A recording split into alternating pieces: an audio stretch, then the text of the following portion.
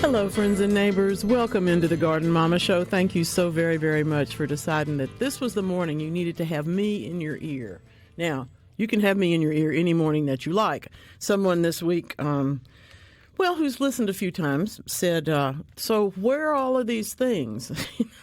I said, well, I can't do it as well as Lance, but I will go SuperTalk.fm, and you can get to everything from there. Is that correct, sir? Good morning. I like the web browser a lot. I mean, the app is extremely handy to have, but sometimes you want to just go to a certain station or something, and you can go there. But, we're everywhere, Alexa and all the good stuff. SuperTalk is on TV, also the C Spire network, That's so right. You can also see the TV side of it by going to the app or to the browser and hitting your favorite shows. And, they're all listed right there. We're right there. Yeah. So whatever you're looking for, just go over there, find shows, and then scroll through them, find Garden Mama, click it, and you're going to see a wealth of stuff there. At YouTube, there's clips and things that get put out. And, and Garden Mama, she's also technically savvy. She has the newsletter with clips embedded and amazing news. Did you see all that Valentine coloration yesterday? Yeah, you got your Valentinos on today. I love it. But no, well, you have to celebrate for a few days. You have to. It's kind of like a Christmas tree. You don't pull it down as soon as Christmas. Not right away. Then we switched to Mardi Gras pretty quickly. I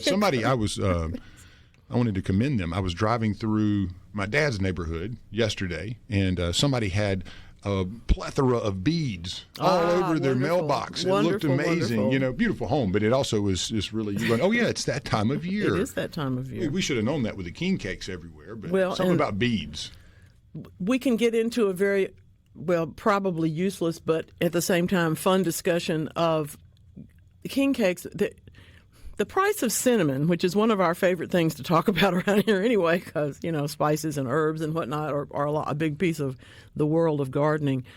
The price of cinnamon has pushed a lot of bakers across the country to, shall we say, a lesser form of cinnamon, but also other flavors. This was the first time that I had actually seen in person a chocolate king cake. And I have to tell you that it didn't intrigue me. Now, the cream cheese ones, all right, I can look at that one. That's pretty.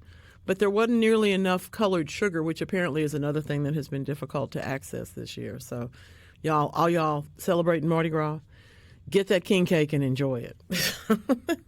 Somebody mentioned another name where they were in a smaller town and picked up one that was absolutely just lit up with flavor and cream cheese. It was a Mississippi one. Mm-hmm. I'm just trying to remember where it was. Somebody might, have remembered the show the other day or something. But it was. I'm going to say Paul's. Well, it wasn't Paul's. That's why, because I've had that one recently. Okay. It was another one that was a smaller. It wasn't nearly as big a operation, but it was just loaded down with goodness. Mm-hmm, mm-hmm. Well, that's the. If I could get my favorite cinnamon roll baker, good morning, to do this here, we would probably get the king cake of my dreams. We still haven't hit the bakery yet. I know. We still have to do that. They're at the farmers market today here in Jackson, and probably your folks are too in your town. Wherever you are, go support your local farmers market. It's February, y'all. They've got interesting things. They've got delicious things. And if you're lucky enough to have a baker that's kind enough to have a stall there, really amazingly beautiful things. Thank you, Guillermo. Appreciate that. Anyway, looking at a bunch of things going on in the garden world today. I know that may sound a little bit funny, but this is, as you all probably are aware, President's Weekend. Monday there will be no mail delivery, and your bank is probably closed, so get aware of that if you didn't know already. But for us, it's rose pruning time, and I am happy to tell you that I got lots to say about that. If you have any questions particularly about it, by all means send me a text or get on the phone and give me a shout, because we've got this is the window. And yesterday the weather was excellent. I had good help in the garden. Got 2 shrubs moved, one of which was a rose. Everything, it looks so much better. It looks actually intentional now instead of this is what happened, which is how parts of my garden look. This one looks real intentional. And I'm happy to say that the weather's perfect for that kind of transplanting. So if you're doing that work, be glad that you are. It's going to be just fine. I have probably another 15 roses to prune, some of which I like and some of which I'm not that crazy about. But I have a thicket of Cherokee roses, and that's a different it's a different process. It literally is cutting them almost all the way down and then letting them proliferate, which we don't do with other roses. With other roses, we're trying to encourage just a certain number of strong stems and, of course, some other bits and pieces of info. But we'll get into that as the morning goes on. If you join us at supertalk.tv this morning, you will see the flower arrangement that Lance did not bring me. In fact, nobody brought it to me because I've never seen it before. It's carrots in the glass jar, in the glass vase, with the carrots leaves as part of the arrangement and really, really beautiful poppies and other things in there. I thought that was so. Why have I not thought of that before? It immediately went to, why don't we do that with rainbow carrots? How cute would that be? It made me think of like Bugs Bunny. Exactly. When he was doing the Elmer Fudd. Well, when he was putting all the salad stuff on Elmer Fudd's head. On his head. It's exactly while he's that. gnawing on the carrot. It's what's exactly up, that. And but what a brilliant idea. I wish I could give you credit, whoever it is that did it. It was literally a photo that flew through my feed and had nothing else attached to it. So it looks delicious and it smells good. By the way, when you post things, for example, my photos, you're welcome to share them. Just give me a little nod. It's friendly when you do that. Helps a bunch. The photog genius of Nellie Neal. And not even a watermark. I have friends that are very deeply involved in their photography. Mine is not that great, but I'm good and I take pictures of interesting things. But it's just so nice to have that acknowledgement. And for example, if you were looking right this moment, you would be seeing my tomato seedlings, which are happy and joyous. And I'm so proud. It is something that never, ever gets old with you. Once you've started growing things from seed, everyone that works is a joy, and everyone that doesn't work feels like the worst failure of your life for about a moment. And then it moves on because you compost them and you start something else. But it's really a good time of year to be doing these things, not only because it's, once again, we're headed from, I don't know, here in central Mississippi where I'm sitting today, it's going to be, 75 or something before it starts raining again, or is it already raining? I don't even know, but I know it is next week at my house. The temperatures are predicted to be below 40 every night next week.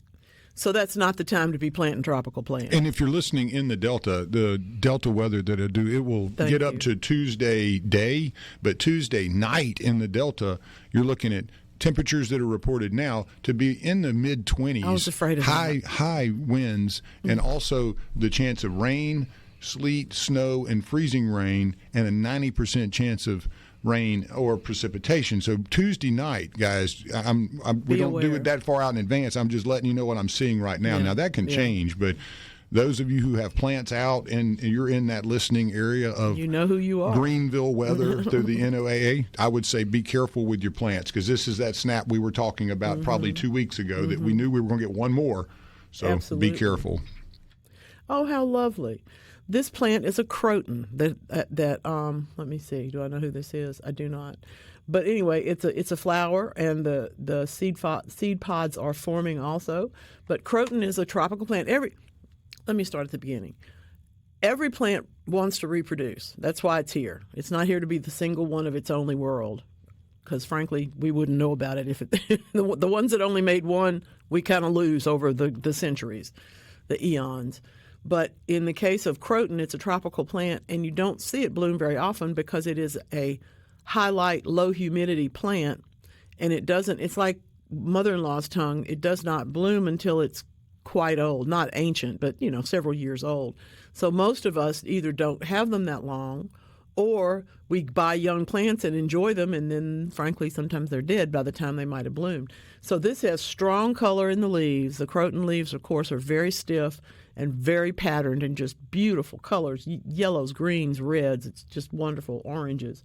And yes, those are the flowers. If they look like anything at all, for those of you who are curious about it, and won't necessarily see this with us today, look up croton, C-R-O-T-O-N, and look at the flower. It has the same sort of shape as a Fatsia japonica flower, except it's much smaller, of course, or that beautiful, beautiful umbral shape that is so pleasant when it comes to being a really effective way to create seed and make more plants.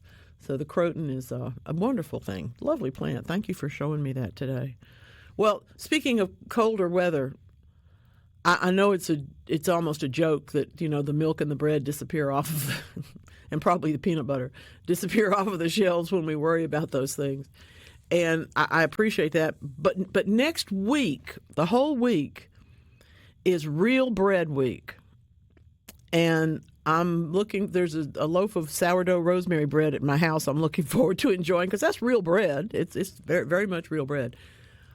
But it's very hard to find, and since I'm a terrible yeast baker, it's hard to find plain old-fashioned, not wimpy wheat bread. I eat the wimpy wheat bread. I'm not going to disagree with it as a thing, but I like more integrity to it. So text me your recommendations for good bakeries. I'm ready. I have gas in my car. No, not today. It could happen. I had a wonderful encounter with some of my wordsmith people that I'm fond of, and they reminded me of something that they didn't know that I do this, but they found all this poetry in seed catalog descriptions. I encourage you to read your seed catalogs. Now, I realize that that's what we do. Then that's how we end up ordering 25 different tomato varieties when we have room for 2. But the poetry of it is brilliant, and it is an art of writing in itself. Excuse me. I have a former publisher of mine, a friend, wrote them for years for one of the famous, and it's just beautiful language. So check them out. I kind of think some of the names themselves, I had no idea there was even an orange-flavored thyme. I knew there was lemon, but I didn't realize that there was orange. This supremely vigorous that wafts heavenly citrus fragrance. I mean, come on. It's okay. It smells a little bit like orange when you crush it, but it's a wonderful phrase and a nice turn to give yourself the opportunity to read some poetry in the world of collecting all of these things. Tomatillas, this is another piece of information for me today and probably for you. I knew there were tomatillas. I like tomatillas, but I didn't realize that there are so many different ones. This is coming to us from our friends at Baker Creek, but they have 5 different seed sources, 5 different seed types just of tomatillas in their catalog, and each one sounds better than the one next to it. Much sweeter than the green types. This is the purple one. It can be eaten right off the plant. What? I had no idea there was such a thing. But anyway, and of course the really, really pretty ones have beautiful Spanish names, which we will get Lance to pronounce for us at a later date. 2 or 3 beers in, my pronunciation gets much better. They would always tell me that. Like, you're so much better right now. Yeah. Like, yes, sis, I understand. Yeah, cervezas are very helpful. It just makes the mind relax a little bit. I don't know if there was something. You're less self-conscious. I mean, not you personally, but everybody's less self-conscious, which is why it can get us into so much trouble at times. That's another whole thing. I have to tell you, I feel like Abby has become the mascot of this program. This puppy dog on SuperTalk.tv has always got something to say, and we appreciate seeing you today. I think that's her name. I hope. There's 2 of them, isn't there? Yeah. But I don't know both of them. I don't know the names. Anyway, all right, now, we all understand that yesterday was the big Valentine's Day. Of course, this weekend is, I guess, the chocolate goes on sale. I don't know. But a lot of people continue the celebration a little bit. Today is Gumdrop Day, and I want Butterscotch Day. So I don't know what that does to the chocolate people, but it does make me think about last week's business of the day of decorating with candy, and I had no idea that we could have put butterscotch and gumdrops together and meet both of those things. It's just crazy. There are a lot of things that you don't really expect to be necessarily all in the same boat. One of the things in that question of what are we going to do in the wintertime is getting ready for spring with soil preparation. There are several things, though. Here's the thing.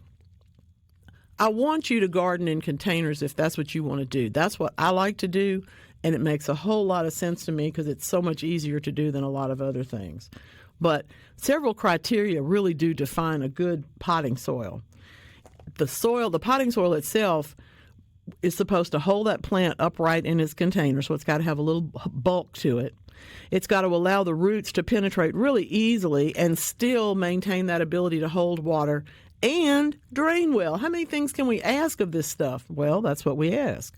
When potting soil doesn't do its job, we end up with things like puddles on the top of the soil because it was too dense for it to penetrate, or the whole thing dries up and shrinks away from the pot because it has so much peat in it and we didn't water rapidly enough, or we didn't water often enough, or whatever happened, it dried up, and the next thing you know, it shrinks back.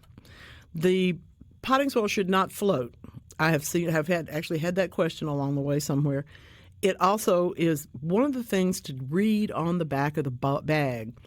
I know most of the time the bags are laying there, they don't have the information on them, but you should turn them over because on the back somewhere it's going to tell you whether it's got its main ingredient is composted pine or hardwood bark or sphagnum or some other kind of form of peat moss. And there'll also be other things. There might be sand, there might be a vermiculite or a perlite to improve drainage. There might be different things added like the water-holding molecules that we so appreciate in the middle of the summer sometimes. Those polymers have been added, and if we have really wet weather, it can be a problem, but most of the time those are very, very helpful.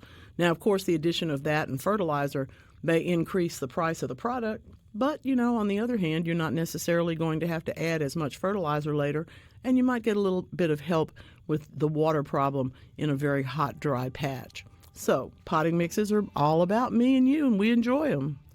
This is really a fun day. This weekend gives us the time to prune roses, gives us the time to go back and do the things we forgot to do. And in my case, it's going to be a little bit of rearranging the furniture, not the deck chairs on the Titanic, no, but the furniture in my courtyard. Still got to protect some plants, all those kinds of things. We'll talk about all that when we get back. I forget all about the sweating and digging. They talk about the great void between the end of one sport and the beginning of the next. Baseball, I think pitchers and catchers have already reported in some places. And of course, it starts in college much sooner. But that whole notion that we've got that the tomato void is the same thing. There are good tomatoes grown in greenhouses. There are great tomatoes that are not grown in greenhouses. But I do eat the greenhouse ones in the winter, and we're just beginning now to see some that are actually picked outside in Mexico and South Florida because they've had a pleasant season. But it's just interesting. I thought that one was appropriate, given your tomato sprouts are looking good. The tomatoes are coming up. They're going to be beautiful. I've got to move them up a little bit because I like to go ahead and get them ready for growing in a container that's a little bit bigger. But I don't put them directly into the giant container as seedlings because that's too much water and whatnot to keep going when the plant's not that big. So these will go into the little tiny seedlings that you're seeing this morning will go into a 4-inch container till probably late March. We'll see how fast they grow. We'll find out. We're talking about these babies right here. Those little darlings, yes. So they're going to. How much higher are you going to let them grow in the smaller container before you decide to? Probably another set of leaves. Another set of leaves. Okay.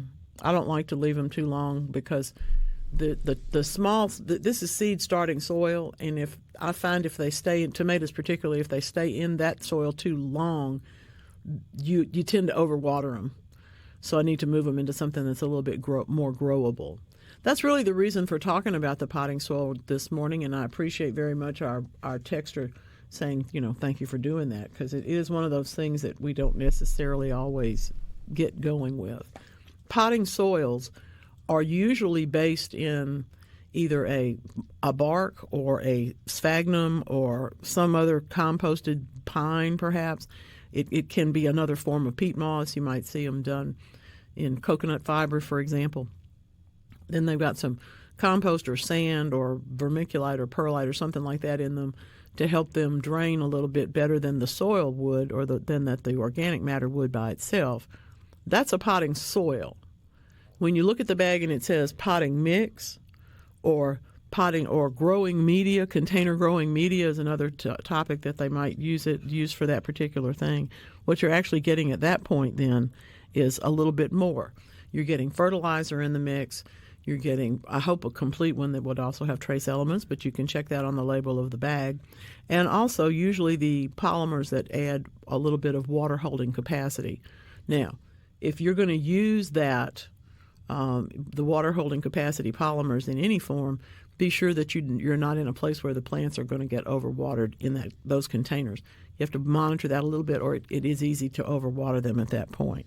My own recipe for a potting mix, which I'm happy to send to you if you get in touch with me, mamaonair@yahoo.com, it's actually a really good opportunity to take that bag of soil and add a little more pine bark, add a little more compost, a little more sharp sand, some fertilizers, yes, that, and then actually, because we put in all these organic matters, I like to put in a little bit of lime just to kind of sweeten it a little bit.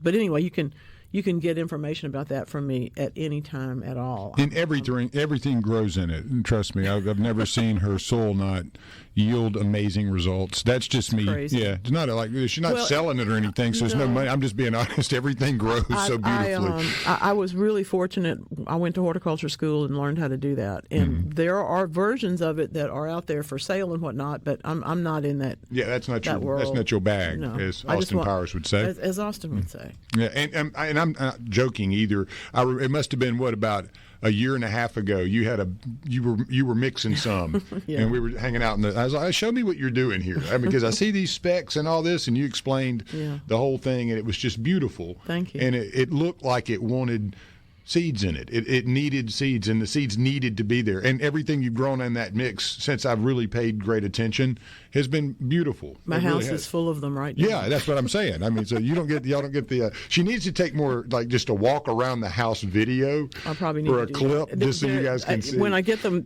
now that's a good question that came in from our texter. The plants in the house are kind of looking sort of puny. So what should we do? And do we take them outside on warm days and bring them back in? I have too many to do that with. If you can, it's probably very helpful. I do take out the lemon tree and the split leaf philodendron because they really need the outdoors. They're going to come back in for this week, of course, because I don't want anything below 40 degrees at night on my lemon tree particularly. And I've got a staghorn fern, too, that I need to protect. But it's really important to know your limits. If I started trying to move them all in and all out, I wouldn't be able to stand up because the pots are too heavy and I'm frankly too old. So if you've got some rolly carts, we were talking about covering up somebody's citrus trees just yesterday, and Peaches said, well, if I turn the tomato cage upside down, then I can put the sleeve over it, and they're not growing right now. These are brand new trees. Absolutely, that'll work super. You don't want the tips of an unplanted shrub to get burned if you can avoid it. So do what you can to help them out. Daffodils, don't worry so much. I'm looking at a beautiful picture of daffodils. I am going to go pick all of the ones in my garden this afternoon because they've already gotten rained on once. They need a little break, and they need to go inside. They're not the hardiest thing, but they're so pretty. But they bounce back. Right. Excuse me. They'll lay down and pop back up. Yeah, we have really good thunderstorm recovery in most of our daffodils. And today there's also a really pretty, well, it's not pretty because it got my hand in it.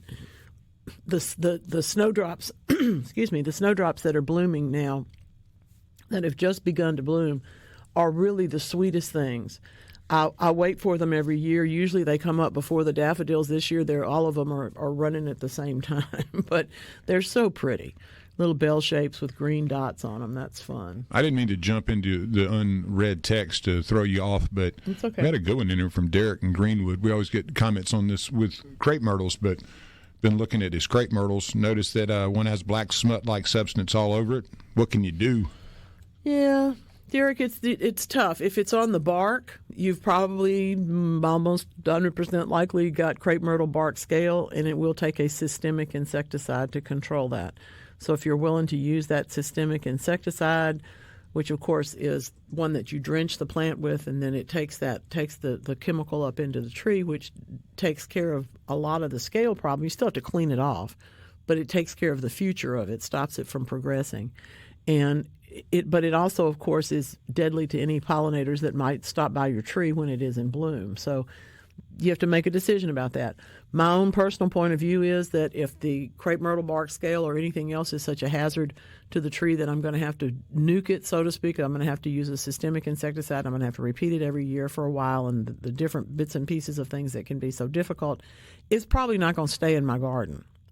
I have my neighbor has had the bark scale. The variety in my front garden doesn't really have it, but it's a little bit weaker than it was, and I do think it's probably affected by it, and I'll see it this year where I didn't see it last. But it's one of those problems that has spread across the world in our part of it, and you have to either treat it with the systemic or change to another tree. There are varieties that seem to get it less, but it's really more geographic than anything else. I really enjoyed the other piece of the question about moving the plants in and out was how to get them ready for going outside. With the puny ones right now, I'm grooming, I'm fertilizing. I find that I tend to overwater right up until I don't water enough when the plants are inside. So this weekend, one of my tasks is going to be to put out some more fertilizer for them, because I do that usually in November and February, the slow release fertilizer. And then come back around and make sure that I don't have any that have to be groomed a little bit more. I've got a couple of things. Nothing's collapsed, but I've got a couple that don't look so great. Do a little work on them. Getting ready to go outside really is dependent on the weather in your specific neighborhood. This texture is from Madison. So when the temperatures are consistently above 40 degrees, you can move just about everything outside. I do like, if your light in your house is limited, I will say move them to an area outside that is not full sun before you move them into more sun, if they can take that, because it really is a shock to their system. But that's really about the best thing I can tell you. That's true. We have heard this before. That bottle of vodka is not just good for making pasta sauce, although it is wonderful for that. Many people will put a splash of vodka in the container with their tulips. What it's basically doing is the same reason we use the alcohol in any of these situations. It's because we're going to get the benefit of it without over wetting the plant. So it's just physics. That's all. Just physics. Well, we might have some lushy plants too. So those are the ones that they just like vodka, though. Maybe they do. I haven't asked them, but perhaps. Some people like a Guinness beer. That's true. Some do. Some don't. I love them. Some people. There's people that like just a lot of things. Hey, I will say this: when anyone needs me to come by and fix something or help with a plant, if you have 3 Guinness beers, I'm willing to work. There's literally I had that offer the other day. I was like, yes, sounds good. I'm there, man. I hadn't had a Guinness in a while. It was awesome. That's funny. And then you just it's a great barter. Well, I'm all about bartering. I may have told this story before, but Guinness drinking, appreciating a Guinness, which I certainly do, and being able to drink it rather at a meal with people that are also ordering it, always raises your stock with them, if you can tolerate this particular activity. And it's not negative; it's just that it's a taste that not everybody wants, and I think it's great, but not every day. No, I couldn't do it every day. Beer milkshake. Oh, I'm contemplating this lemon question, and I will get to it here in a moment. But I got to think about what to say. I think it's going to be fine. That's the main thing, but I'll come back to that.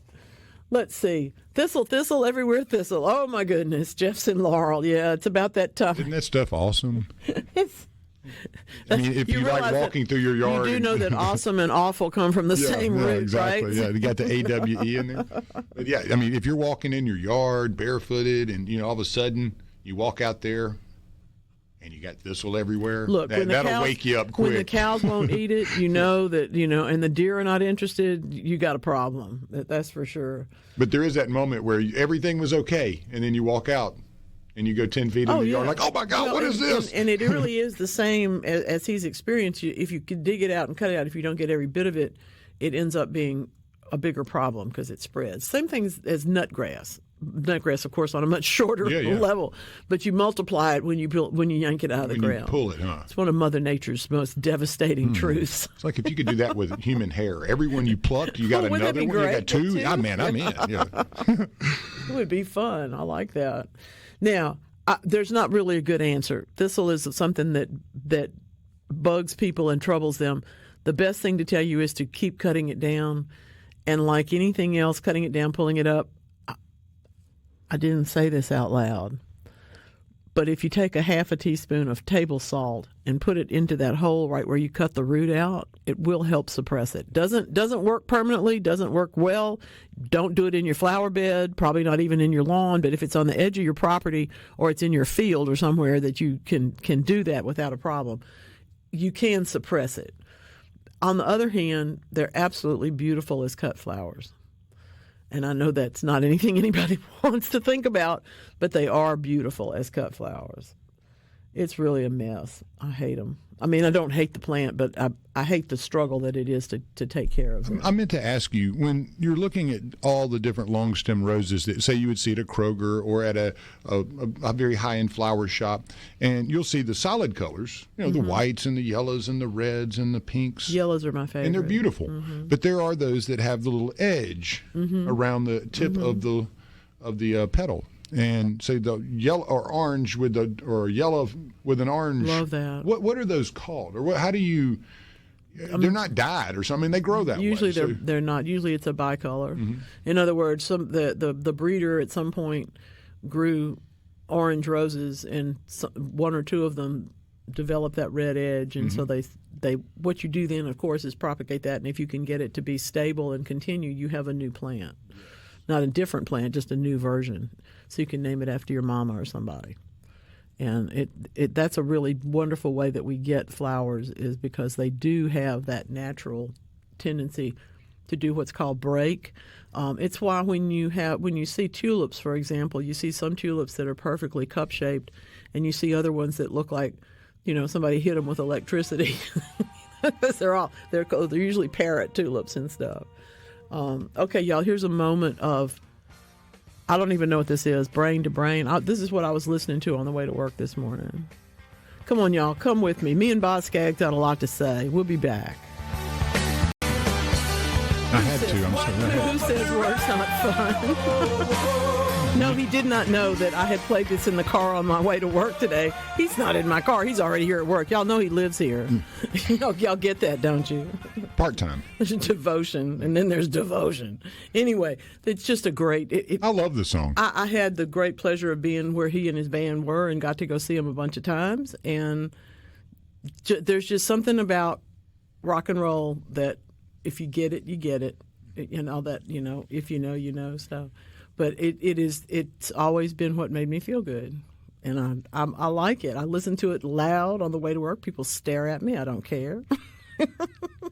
That's where you're supposed to listen to a song you love, though. Well, and just so good. Jack it up and enjoy it. Exactly. Oh, question about hydrangea pruning. Ooh.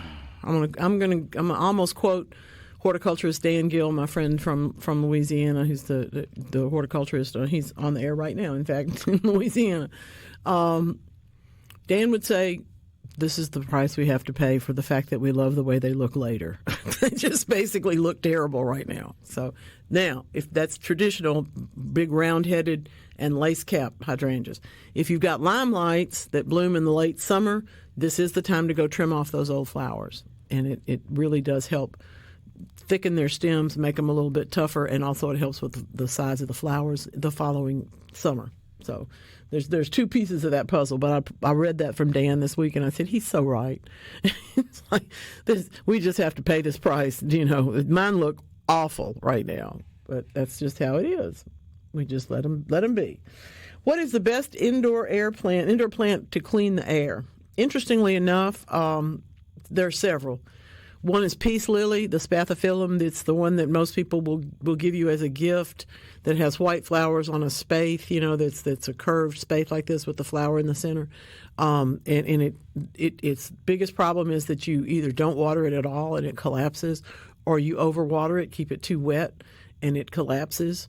So those are the two. Anything in between there is going to be better treatment for it. Another one is snake plant, of course. I do collect sansevierias, the snake plants. They are just almost, I'm sure you can do them in one way or another, but it's very difficult to do them any harm at all. So once you get them into a spot in your house, they can be there and work for you for years. They're very long-lived plants. Spider plants, not so much. You may think of spider plants as in a basket, and then the little stems shoot out from the center of the basket, and it puts the little plants hanging in the air around it. That's another very, very good air cleaner, and one that I recommend. All of those things do really well for growing indoors. It's a really pleasant thing. Oh, Jesse and the lemon tree. Now, Jesse, it's always funny when somebody says, "Okay, I didn't follow your advice." First of all, but it's in a pot. It has good root room and it's healthy with mint. But the jewels of opal are coming up around the tree, so we know the soil is in good shape. He's pruned it back, and it's only got a couple of shoots on. He wants to get it ready for new leaves, new flowers, and obviously for fruit as soon as it can possibly make some. I'm just going to say, this is, I don't recommend products I don't use by name, and I'm going to recommend this one because I use it. Espoma citrus fertilizer, organic citrus fertilizer from them is the best one that I've ever found. My lemon tree has brand new leaves on it right now, and it has really, really pretty flowers when it blooms. They smell great. It makes lemons, and I recommend it. So it's going to be one of the things where I'm going to say use a half a dose because this plant's ready for a half a dose of fertilizer. Come back in a month and give it the other half.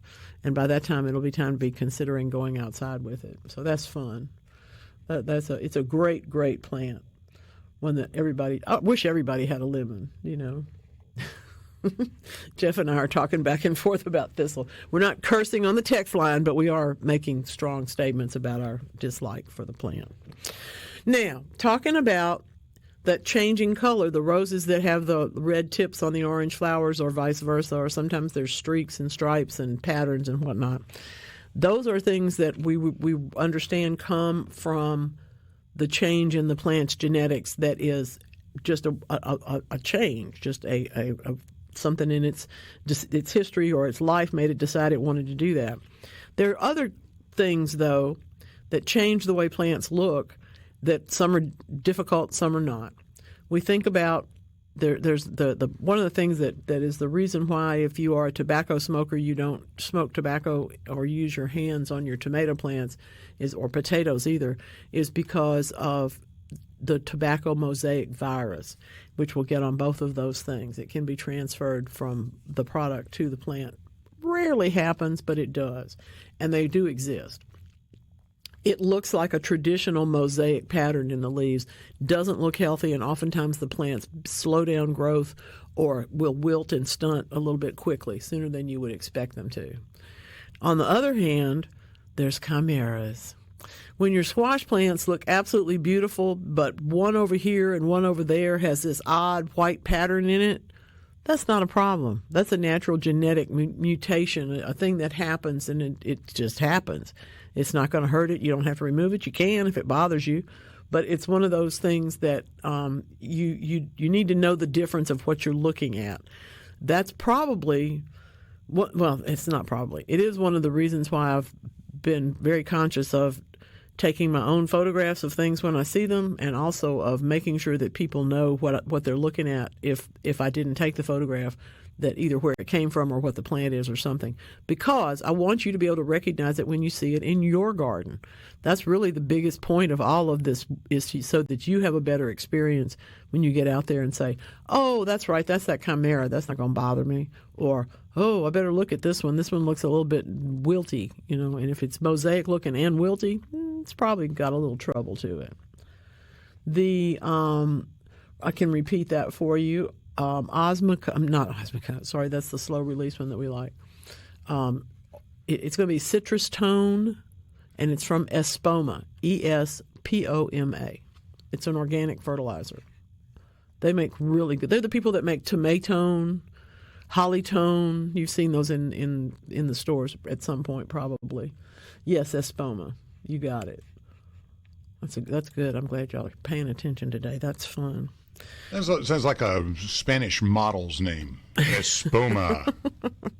That's the new thing. Yeah, we'll hear that one. I'm pretty sure they're from New Jersey. I have had dinner with these folks once or twice over the years. They're lovely people. But I'm pretty sure they got a great name. Pretty sure they're from New Jersey. Very beautiful sounding. Yes, of course.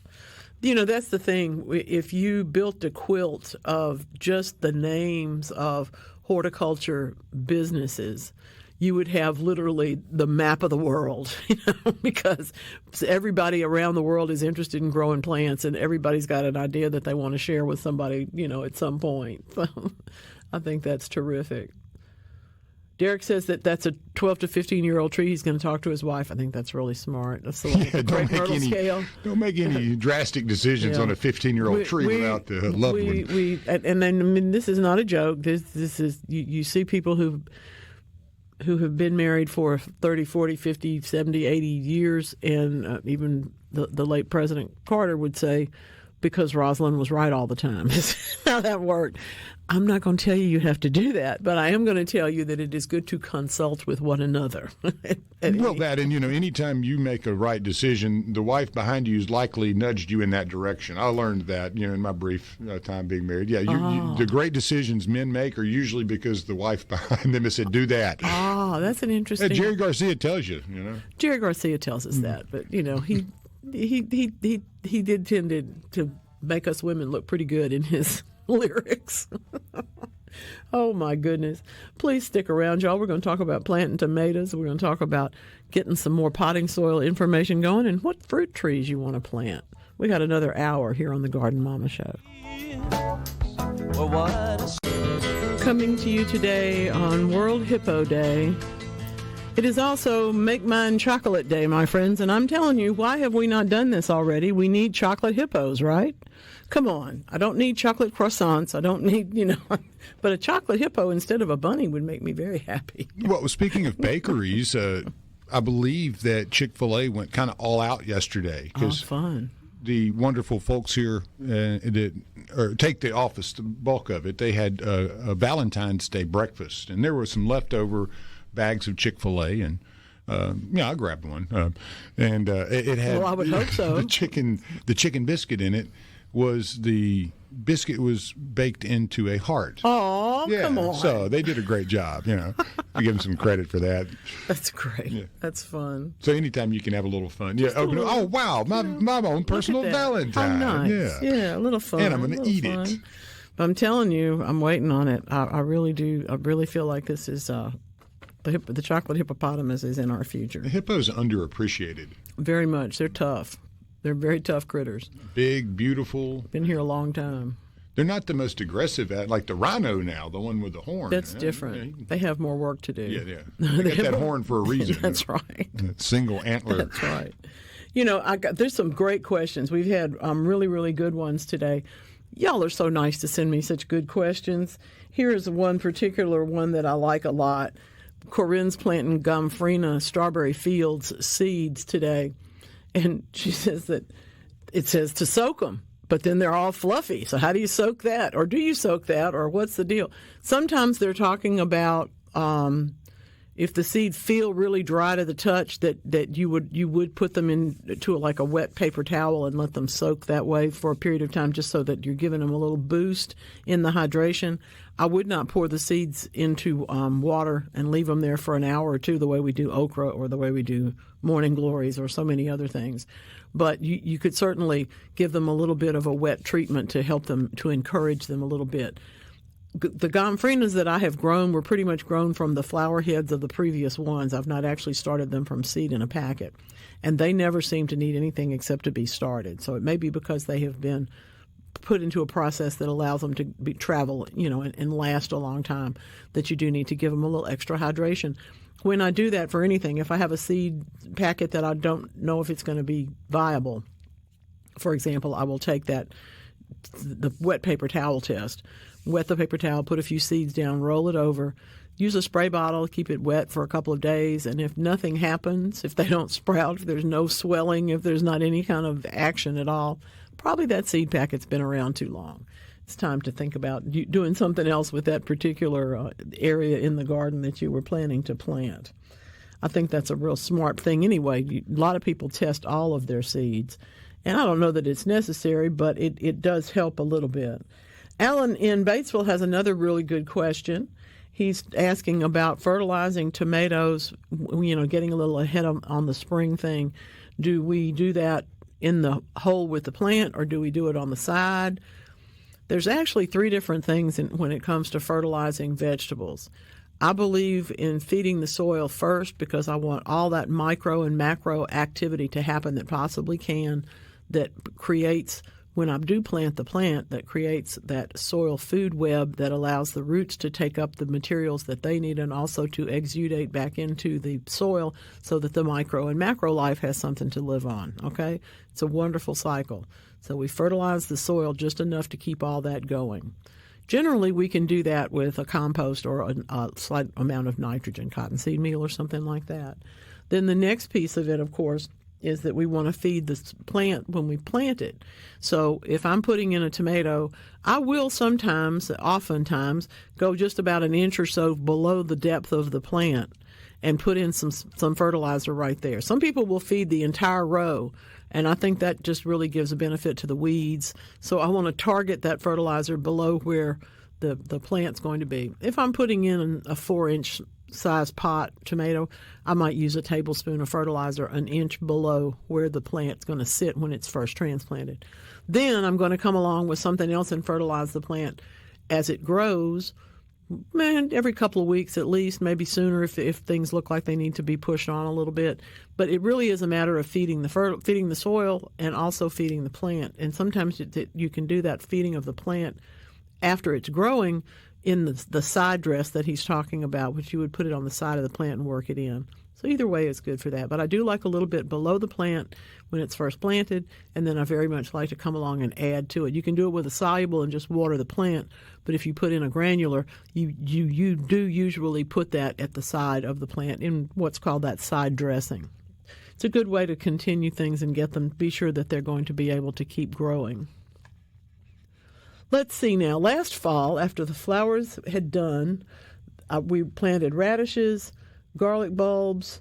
The radishes did well. The garlic, when will I harvest it? The radishes did well. That's great. A lot of people don't realize you can grow radishes so quickly. 30, 35 days is just brilliant to have something that you can literally pull out the ground and enjoy. It's wonderful.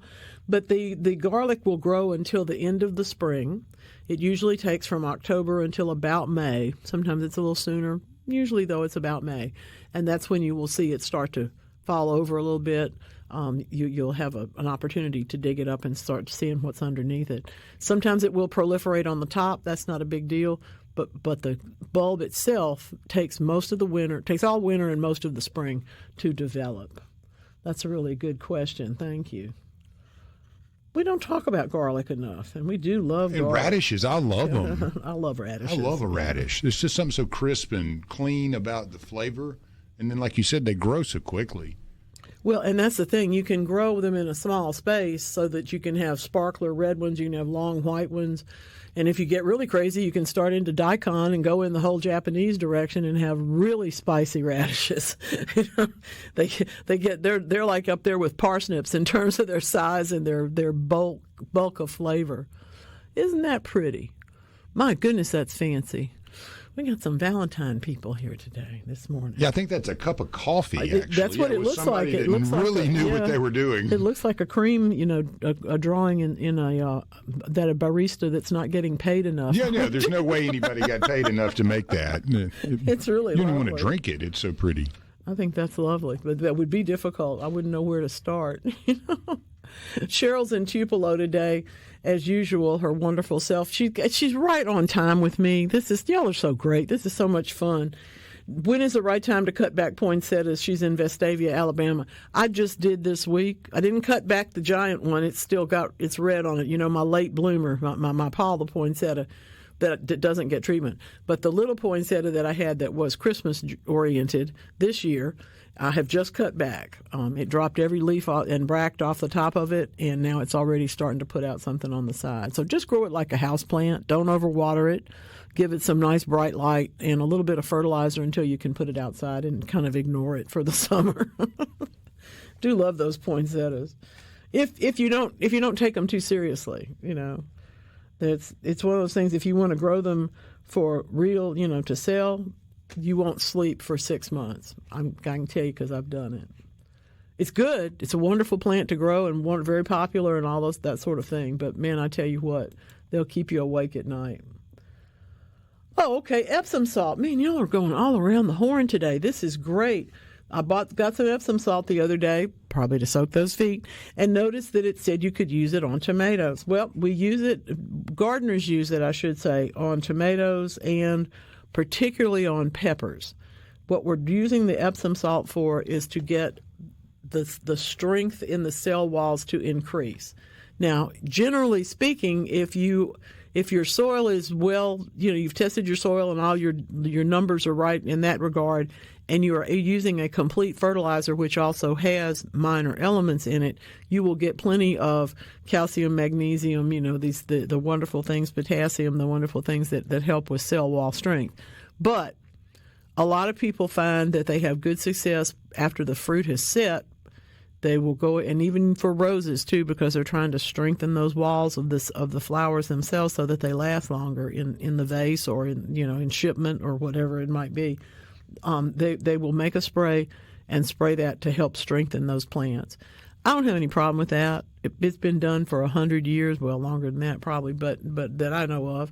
And the green pepper growers in South Louisiana, for example, are pretty devoted to it. They say their soils are heavy, and they need to they don't need to put something else in the soil at that point, but they do need to address the need for more nutrients in the fruit. So that's why they do it, and that's how they do it. And yeah, you can spend a day in epsomsalts.com or whatever, maybe .org. I don't really know. I haven't been there in a few years, but there's so much information. You'll be busy for a period of time.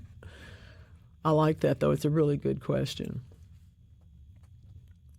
Oh, okay. Madison Gardner asks if it's a good time to repot an overwintered houseplant, or will it be shocked? Kind of depends.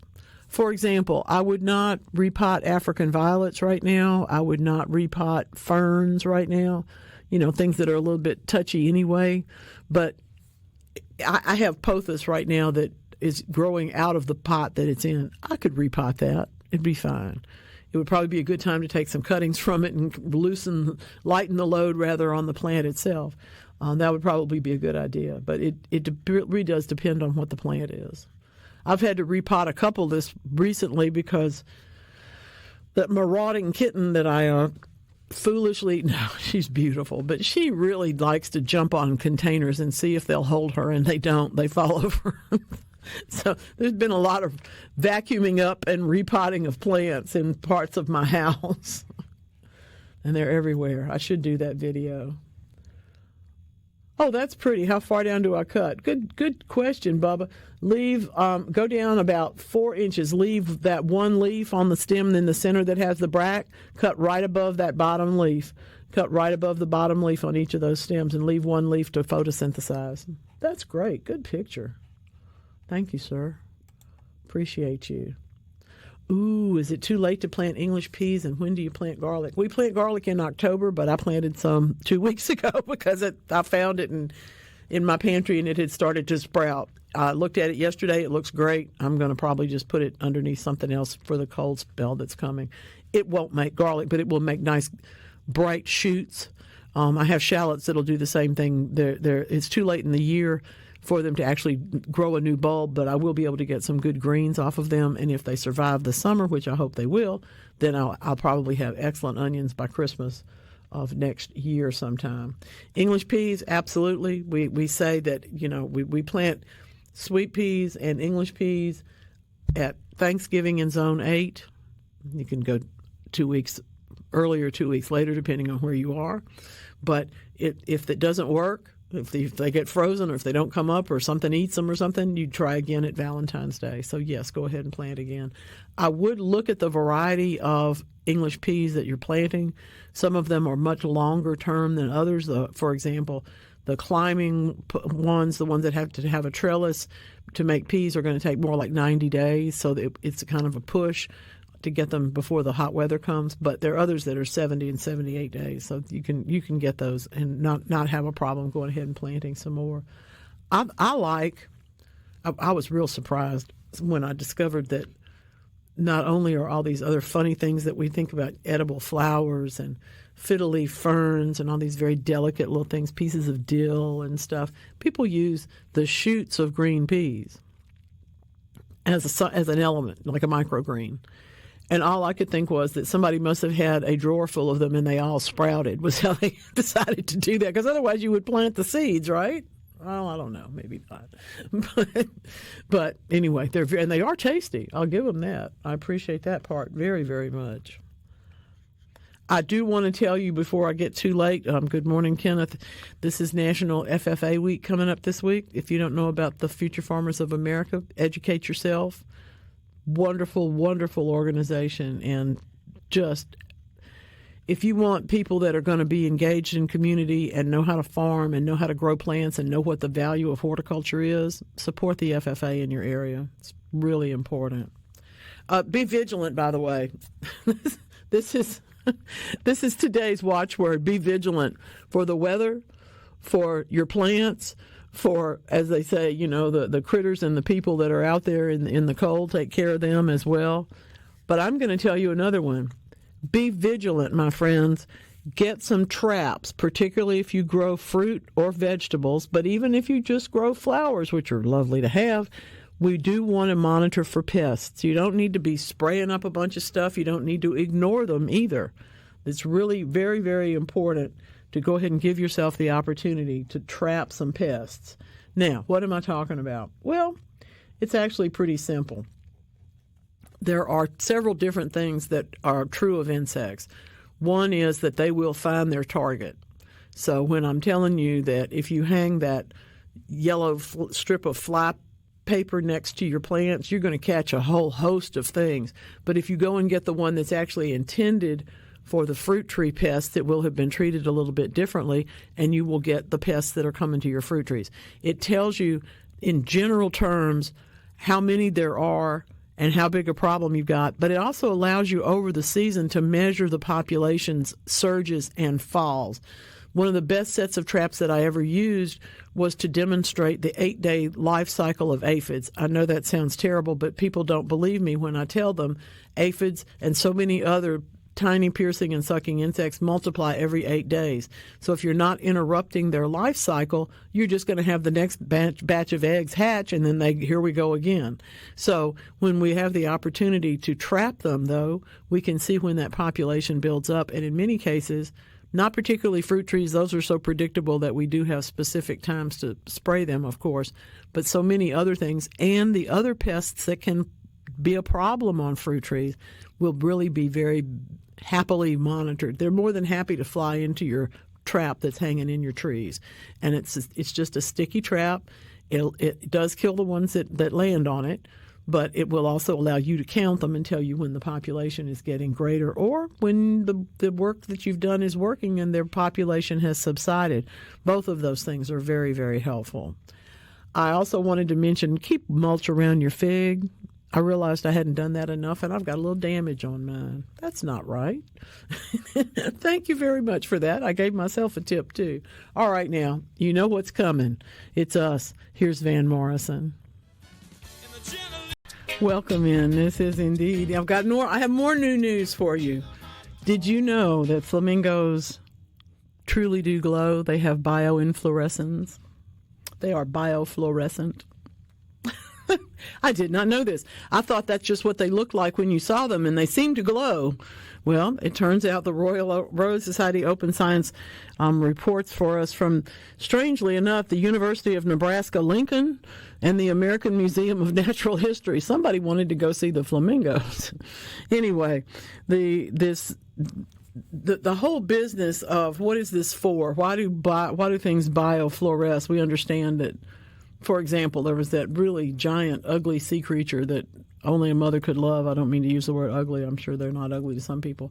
But they only come to the top, so we only see them when they're all distended and about to die. Okay? And so that kind of thing is of interest to all of us. We're fascinated by it, but we don't necessarily go in search of it. People have been going looking for biofluorescent flamingos forever. The very first specimens were collected in the 1800s, and people have been documenting this. But now we've actually got to the why and the what. 37 out of 45 birds that were tested had the quality. And apparently, as you might imagine, because everywhere except for the humans, it's all about the males trying to be cute enough to get a mate. Or in this case, glowy enough. In this case, we human being women tend to dress for ourselves, okay, yes, but yeah, we're also dressing because we would like somebody else to notice us. Come on, you know it's true. And in the case of men, we would like to think that they do, human men. Sometimes they do, but other times, well, I don't know. In the case of the flamingos, it's always the male dressing up. In this case, we understand why. We need more flamingos. So that's why they do that. I love this. They have they've actually, these are the same people that have been working on the fish, and they have now got hundreds of species across the tree of life that glow. And indeed, apparently it's so we can all have more of them in most cases, but they've been focused on fishes, now they're focusing on birds. I love that. You know what else about mammals? We human mammals are different from other critters, but we're also different from other mammals. You know that today is World Pangolin Day. Pangolins are poached a whole lot. I don't really know why, but I will tell you a couple of fascinating things about them. If you know what an anteater looks like, you basically know what this looks like, except it has big old scales. So it's really very dinosaurian in its way, but it is a wild tropical anteater. They are able to eat things at a great distance from themselves because their tongues are longer than their bodies. Now, that's pretty exciting if you think about it, but I don't know what that has to do with why they're poached so much. It seems like we'd want them to be out there controlling the insects in the area. I would certainly be happy for them to do that. But they are beautiful, covered up in scales. They're absolutely gorgeous. They do eat termites, so we would be silly if we didn't encourage them. But for some reason, the scales are made of the same thing that our hair is made of. It's keratin. That's something. Fascinating creatures. Just fascinating creatures. Oh, okay, now, have you ever had this happen to you? You sit in a room with people, and you watch what they're doing, and even if they don't seem to know what they're doing, you can see what they're doing, that sort of thing. It's like, oh, I see where this is going. That's that sort of expression. Well, the wonderful bonobos, our little friends, the apes, are smarter than we are in many cases. Johns Hopkins University is letting us know that treats are very important, not only to us, but also to them. And it's interesting that they can play 3-card Monte with their treats. If the person looks and puts the treat under one of the shells, okay, that's okay. We get that. But if the human does not appear to know where the treat is through subterfuge or whatever, every time in this particular experiment, the apes would go over and point at it and let you know where it is, show it to you. They were going to tell you even though you acted as if you didn't know where it was. He would just, where's the grapes, in 10 seconds. If he had seen it being hidden, during that 10 seconds, they would sit still and wait for him to give them the treat. But when he didn't look at where the treat was hidden, they would immediately point to it and actually point, jump, and carry on. It's the way I will put that. I love that. Paula, these are lovely. Your sentiment of ready for a long drive with no real destination is one of my very favorite things, and I appreciate knowing that about you too. I lived on a dead end road next to a levee when I was a child, And as a result, we had lots and lots of what they call now looky-loos, people that just wanted to come see what was down that road. My dad said we needed one of those waving hands, so because there were so many people that didn't know us that came by the house. Pretty little tuxedo cat, beautiful fish, not in the same picture, not in the same, situation, but lovely, lovely things today. Beautiful orchids. And you must have gone to the rodeo. Speaking of which, a big night tonight. Yes, indeed. Guess who? Gretchen Wilson. Gretchen Wilson. Caleb had taken his better half down to the Truly. Truly. No, Caleb's awesome, but he had they'd gone and said I think it was Zach Top was packed. You can imagine. Can I admit I don't know who that is? I didn't know who it was. So you imagine if he was packed, Gretchen Wilson's going to be a wonderful time. We old folks know who Gretchen Wilson is. It's going to be busy down there. Those young guys, they got the y'all don't know. Look up Redneck Woman, and cover the children's ears when she sings it. It's going to be epic. Commissioner Gibson has put on a great show this year, as always. And she's not obscene or anything, y'all. No. She's very seriously, wonderfully country. I love her, and she does have a few things to say, to say the least. Yeah, they went last night, and they'll be going again tonight. Paula that's great, y'all. That's fun. Take pictures. Oh, this is so sweet from Ray. And it is so true. Two dogs talking. Is your human a rescue too? Yeah, she's got some issues. But we're working through them. I love her so much. Trust me, your dogs and your cats and your horses say these things about you. I promise. By the way, when you see a dog that looks very tall and shaggy in today's panel at SuperTalk.tv, you're looking at a shrub. You're looking at a grassy dog topiary. And I'm just in love. I'm probably not going to be able to do that myself, but it really is clever. I realize it looked kind of like hay bales and whatnot. I couldn't figure it out. I didn't know if it was real or not. The way that they've done that. Well, there's a whole series of things in gardens across the country, botanical gardens and one thing and another, that they want you to know are there because you don't have to wait till summer. And so we see a whole lot at this time of year. We see these topiaries. We also see wattled fencing and stuff that would be covered up later on, that now you can go and look and see that it has all these hearts and shells and wonderful designs in it. So it's just pretty. They're smart. They know they have beautiful bones in their garden, and they want you to come and see them. That's so cool, though. It really is. Isn't he cute? He didn't have a name, though. That was my problem. Let's see. I love this. There's a picture. Thoughts? Let's see. Is there any drainage is my first thought. If there's no drainage in this pot, you need to repot it and make sure the plant has some soil that can drain. Otherwise, it looks pretty good. I would say probably fertilizer and a little bit brighter light, if that's not a grow light in the lamp next to it. But it just looks a little bit wintry. It's got that poinsettia just been cut down thing. But as long as you've got some drainage in that pot, you're going to be fine. I like it very, very much. Thanks, Bubba. Appreciate that. We covered our orange tree during the cold snap, but later all the leaves fell off. Can we fertilize? No, don't fertilize right now. Wait until you are certain that it isn't going to be below 35 degrees again. Not only because if you fertilize and then we have temperatures below 40, the fertilizer will be just washed away in the rain, so that's a waste. But if you fertilize and the temperatures are warming, you'll get new growth, and we'll get another cold snap, and then we're back to having to prune again. So let's not do that right now. Just wait for it. And believe it or not, the time is going to go by so fast. The time's going to go so quickly. It's hard to imagine that. For instance, if you don't prune your roses now, how are you going to prune your evergreens in 2 weeks? You got to keep up with these things. If your ornamental grasses are not already cut down, you're late. Hurry up, go look. And if the green has already started to come up from the bottom, you're not going to be able to cut them back as much as you might have wanted to. So, and by the way, I have 3 big ones in containers. Anybody's interested? Whew, that was a big patch. But I got some help, and I got it taken care of. That's wonderful. Love, love, love.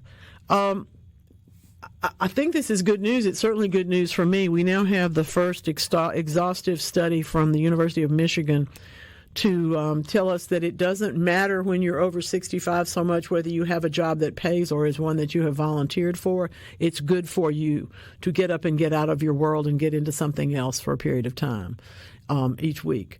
It is really, really important to understand that you may need to do this because you need the money. We all need the money, right? But on the other hand, if you don't need the money, you're going to age better and have a healthier experience if you go ahead and give yourself something that you can devote time and interest to. You know, it could be walking your neighbor's dog 3 times a week. The point is, you might be volunteering at the library, but the point is that you're doing something outside of your own little self to make sure that you're still engaging in community. It's very important. Very, very important. And by the way, you folks in your 20s that have got your head stuck in your phone, you need to do these things too. So we want you to wake up. Come along. Get out in the garden. Oh, this is adorable. Andrew, this is so cute. I'm going to crack up. My daughter says this is Lottie's Valentine card to our family. Mom is my favorite, but you're okay too. Lottie, of course, is beautiful, beautiful poodle pup. Beautiful, beautiful dog. Lovely, lovely. Those are fun. Y'all are so kind to share all that. And this is really, somebody said, why do you like doing radio so much? And I said, well, obviously, I like the sound of my own voice to a certain extent. I mean, you have to have a little bit of that in you to do this. But it's also because gardening is a very solitary art. You spend a whole lot of time by yourself or with somebody helping you, but you're basically running your own boat and trying to figure out how you're going to get all these things done. Being able to toss ideas back and forth, being able to learn from one another, and frankly, to affirm that, yes, indeed, we have the same loves and same dislikes happens, I like, a lot in this 2 hours, as well as during the rest of the week when y'all get in touch with me there. But I think it's very important for us to learn from one another, both the mistakes, but also the good stuff.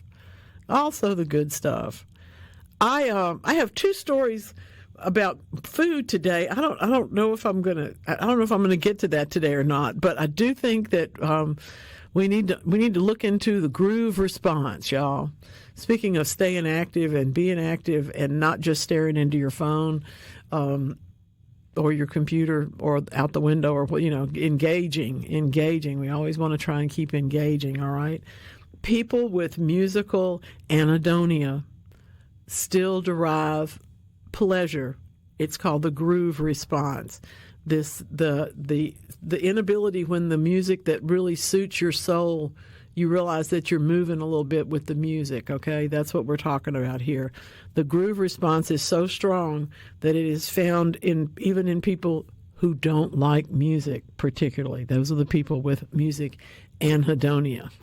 Anhedonia is a response. It would be like the people that never want to go outdoors. You know, it's like it's a thing that's kind of irrational, but it does exist. One of my son's goals, having had to mow the yard for so long, is to never have to mow the yard again. So get that with the Roomba for the backyard kind of thing. You know, there's always a way around. Yeah, I had an idea. When they come up with the robot goat. It does the same thing as the yard cutting. It's just a goat instead. It looks much more interesting. It'd be more fun to have. Oh my goodness! Anyway, the groove response to people that they didn't want to be hearing it, but they couldn't help but groove out to it, and I just think that's delightful. People who take no pleasure in music are a mystery to me, anyhow. But if you have anhedonia, I hope this will at least make you move a little bit and gather up your groove response. We'll be right back. Yes, we are here to keep you amused for a couple of hours on Saturdays. You can also listen to the rebroadcast. You can download episodes. Put us in your pocket for hours at a time. In your ear. If you can stand it. And we really appreciate it. I do hear from people that are, shall we say, listening to more Garden Mama lately, and that makes me very happy. So thank you for that. It tickles me because I love it when you're happy, and I like to know that the work that we get to do here together on Saturdays is appreciated. We always want to be value added to you. You know, we always like to rebound that. Yeah, you know, we want to make sure what you're getting, what you want out there, the answers, and that's why that text line exists. And you know how to get in touch with Mama when she is not on air. And the newsletter is an amazing treat. So Thank you. Plenty there to work with. And like you said, put the phone in your pocket, put your earbud in your ear, and let's roll. Go. That's right. That's right. All the time. I'm happy to say that this particular stretch of warm weather has added to my consulting gigs lately, and we got a lot going on in that particular world. My dear friend, and of course, Mark Peaches Patrick, that you all hear here every first part of every month, has proven himself to be even more than I knew he was. We've had some good work this week, and I appreciate that. So if you're interested in knowing what we're doing, mamaonair@yahoo.com. Come on over, and of course at Garden Mama Nellie on the social media. But I'm not as good about that as I am about answering emails. I don't drop something on social media every day. I think that would probably bore people because when people do that, I don't like it. So, oh, y'all are sweet. Y'all are now we're into the love fest. Thank you. Well, it is the day after Valentine's Day. So that's right. You deserve it. That is absolutely right. That's fun. Oh, new jobs and new people. That's great. That's really wonderful. I've got to tell you this, y'all. This is so crazy. We grow people. We are horticulture people. We grow things. We grow plants. We grow grapes. And yes, believe it or not, we have to deal with things that happen to the grapes beyond the fungus diseases that we're so accustomed to here or anything else. We don't live where there's a lot of wildfires in our wine country, but we sure do have places in Australia as well as California that have had terrible times because it affects not only the plants, it affects the quality of the grape and therefore the wine. So, what do? Well, we like to change those things. We want to fix them, but we also want very much to be able to do something with all those smoky grapes. Now, you may think, what in the world can I do with those smoky grapes? You find people that like smoky food, you make wine out of it, and they buy it. So we're looking at more than $3 billion in losses from the 2020 wildfires. That's not this year. That's not that whole area is devastated again. But I think it's a really interesting thing that we not only have had to figure out ways to deal with the plants themselves, but also the grapes and how to enhance or reduce that smoky flavor. I think it'd probably be great infused in some cheese, but I don't, that's just me. However, they have also developed a spray that they go out and put onto the fruit if the fruit has formed when the fire comes, which actually protects it and prevents some of the off flavors. So that's a big deal. It's a huge amount of research and a huge amount of expenditure. But if you're losing more than $3 billion in an industry, you're probably willing to spend a few million to try and keep that from happening again. I appreciate that they did that. It makes sense to me. Now, we have another problem on the opposite end of that, and that is everything old is new again. One of the biggest problems with people over 65 or of a certain age or living in housing where there's a whole bunch of people and you have a cafeteria and people have to be cooked for a lot of different wants and needs is people don't eat because they don't like the food. If you've ever, gone to elementary school, you might have had the same experience, but people really have those in congregate living facilities. Malnutrition is apparently very prevalent in people over 60 because they're looking for a different food. They're looking for the food that they used to like, the food that they knew before. And they say if they don't like it, they don't eat it. So when we're trying to get healthy, full of nutrient type food, but also have it be tasty and not a big pain in the wazoo to get to, well, it's a whole new thing, and we've had to add another component, the nostalgia component. This is Washington State University, School of Food Science, that we want to help the prepared food industry produce appetizing, healthy meals for older adults. How about for everybody? Okay, we always need healthier, happier food, right? But the food I was so tickled that this was the biggest thing. It's the taste, yes, but it's also the texture. If you have ever felt like everything on a plate somewhere had exactly the same mouthfeel to it, you understand what they're talking about. People just won't eat another. If the green beans are just as soft as the peas and the corn is just as soft as the squash or whatever, you're not going to do that. You're going to put them away. Or you're going to end up as a cafeteria person, putting it all into a casserole, and then nobody's going to eat it. So there's all these different bits and pieces of it. But I love that they're working on this. The Washington State University says we got to figure this out because people are malnourished, and there's no reason. And by the way, giving them smoky wine won't help. So that's not the answer to this. There's no joke here. That's a real deal. Both of those things are a problem and things we've got to work with, things we've got to figure out how to do something about. We're going to keep talking about gardening, of course, around here every Saturday. We're lucky enough to be here. I don't care whether you're growing, I don't know, mayhaws. We're back to the biscuit festival, if I say mayhaws. Because, you have to, if you're having the biscuit competition, you've also got to have the jelly competition. And yes, mayhaw does make the best jelly in the world. I know, but that's when I get the emails. No, you're not right. It's this or that or the other thing. Anyway, I don't care whether you're going out in the waterways and scooping up the mayhaws or whether you're actually growing them in an orchard. Most of the time if you want to plant one, we're growing mayhaws that are grafted trees that are in bloom just about right now. And they're absolutely beautiful, beautiful trees and really do make the best jelly in the world. Yeah, I'm prejudiced. That's true. Someone asked about a quince tree the other day. Can we grow quince trees here? Yes, absolutely. I find that the same couple of people that I run into have questions about foods that are as obscure as the plants themselves. But yes, we do grow the quince. It's a very hard rind fruit. Now, what you're seeing in bloom now, the little quinces that we see that are woody shrubs, have little coral-colored flowers on them or orange or other color flowers. That's not what we're talking about. We're talking about a quince tree. It's a different critter. It's not real popular as a front yard tree because it gets real big and the leaves drop and you'd be raking for months.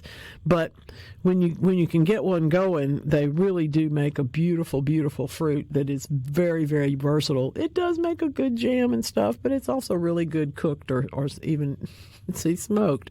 It has real good flavor to it and can be cooked into a lot of things. Someone else had asked me about so many pieces of fruit. I guess we'll have to talk about all that next week. Thank you all so very much. Appreciate you for being here. Don't remember, there's poetry in those seed catalogs, y'all. Give us a few suggestions next week, and we'll be back then for more of the Garden Mama Show.